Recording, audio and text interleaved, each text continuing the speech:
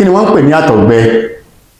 Ọ̀tọ̀ ni ìtọ̀ ṣúgà, ọ̀tọ̀ ni àtọ̀gbẹ. Ìtọ̀ ṣúgà ni diabetics, kéèyàn kó tọ̀, téèyàn má tọ̀ tán kí àwọn èèrà ká máa pé bọ ìtọ̀ èèyàn, òun ni wọ́n ń pè ní ìtọ̀ ṣúgà. Ṣé wá rí àtọ̀gbẹ?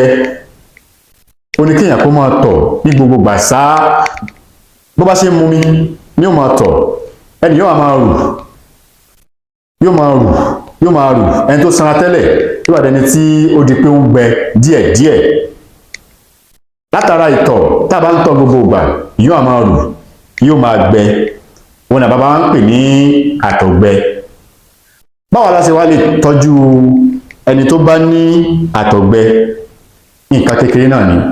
Mo dúpẹ́ lọ́wọ́ yín olólùfẹ́ mi, ẹ̀yin tí ẹ̀ ń fún mi ní ẹ̀bùn lọ́lọ́kan òjọ̀kan lórí ètò yìí, ẹ̀yin tẹ́ ń ràn wá lọ́wọ́ lórí ètò yìí, Ọlọ́run á ràn yín náà lọ́wọ́ o. Níbikíbi tẹ́ bá ti wá mú owó náà tí ẹ ti ra dátà láti máa fi wò wá, ọwọ́ yín ò ní kan ìsàlẹ̀ àpò, ẹ ní náà kan tán kí ẹ torí kan. Ẹ̀yin tí ẹ ti subscribe, ẹ dákun mo bẹ̀ yín, ẹ bá mi subscribe, ní náà kan tán kí a torí kan.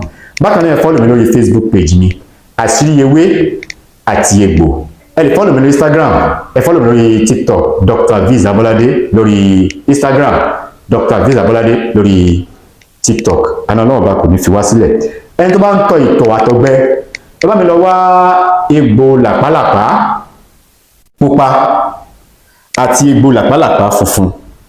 Wọ́n pe kinní kan ní ìyèré. Wọ́n mi wá ọ̀pọ̀lọpọ̀ ìyèré àti ewé efinrin pẹ̀lú èso pambẹ́là. Tó ti yé yín báyẹn. Egbò làpálàpá pupa àti funfun, ẹ jẹ́ ká sàn nù dáadáa. Ọ̀nà méjì la lè gbà lo oògùn yìí. A lè ṣe ní àgbo, a lè ṣe ní àgúnmu. Ọ̀nà méjì la lè gbà lò. Tẹ́ pé àgbo ni a fẹ́ ṣe, ẹ bá mi wá egbòogi méjèèjì, egbò làpálàpá méjèèjì àti ìyèré pẹ̀lú efinrin. Àgbo nìyẹn, a ṣe ní àgbo. Bá ti ṣe lágbo, ẹni tó bá ní àtọ̀gbẹ tó ń tọ̀ tó ń rù tó ń gbẹ, ẹ máa mu àgbo yìí ní ṣọ́ọ̀tì kan láàárọ̀, ṣọ́ọ̀tì kan lọ́sàn-án, ṣọ́ọ̀tì kan lálẹ́, ìyẹn fún àgbo ẹni tó ń rù tó ń gbẹ. Ṣùgbọ́n tó wáyé pé àgbo la fẹ́ ṣe, egbòogi làpálàpá pupa àti funfun, ìyèré, efinrin, ó wá ní èso pambẹ́là nínú, ìyẹn fún àgúnmu. Èso pambẹ́là ó ní nínú. Kí ni wọ́n ń pè ní pambẹ́là? Pambẹ́là ni àgbálùmọ̀, èso igi àgbálùmọ̀.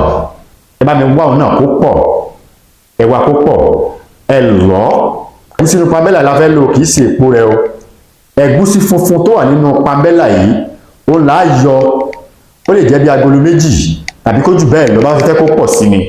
Egbò làpálàpá funfun àti pupa, ìyèré, ewé efinrin, èso pambẹ́là tàmọ̀ sí àgbálùmọ̀, ìyẹn fún àgúnmu.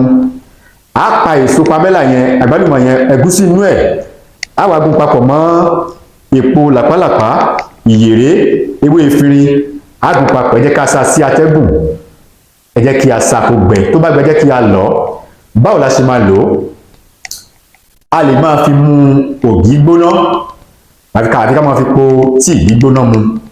Ògì gbóná tàbí ká bomi gbóná níwọ̀nba, ká wá da powder síbí kan, síbí ìmùkọ kan, ká dà sínú ẹ̀, ká rò papọ̀, kí a gbé mu. Fáwa tàbá lè lo ògì, a lè lo omi gbígbóná náà.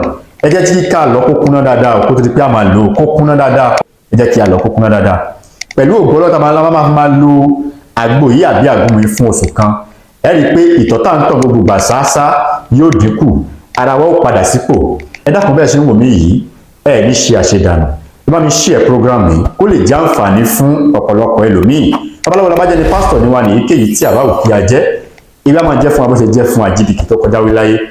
A máa jẹ́ fún wa bó ṣe jẹ́ fún Ọ̀sán Ìbíkì tó kọ gbogbo. Ajíbáyé lọ́lọ́kọ̀ ọdẹ tó mú ọ lọ tó fi lọ ewé àtegbò, àtewé àtegbò, kó máa jẹ́ fèmí àti lónìí.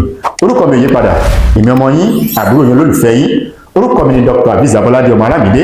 Ẹ lè fẹ́ pè mí fún ìbéèrè abẹ́bá nífẹ̀ẹ́ sí àwọn àgbo wa ní ọlọ́kan òjọ̀kan.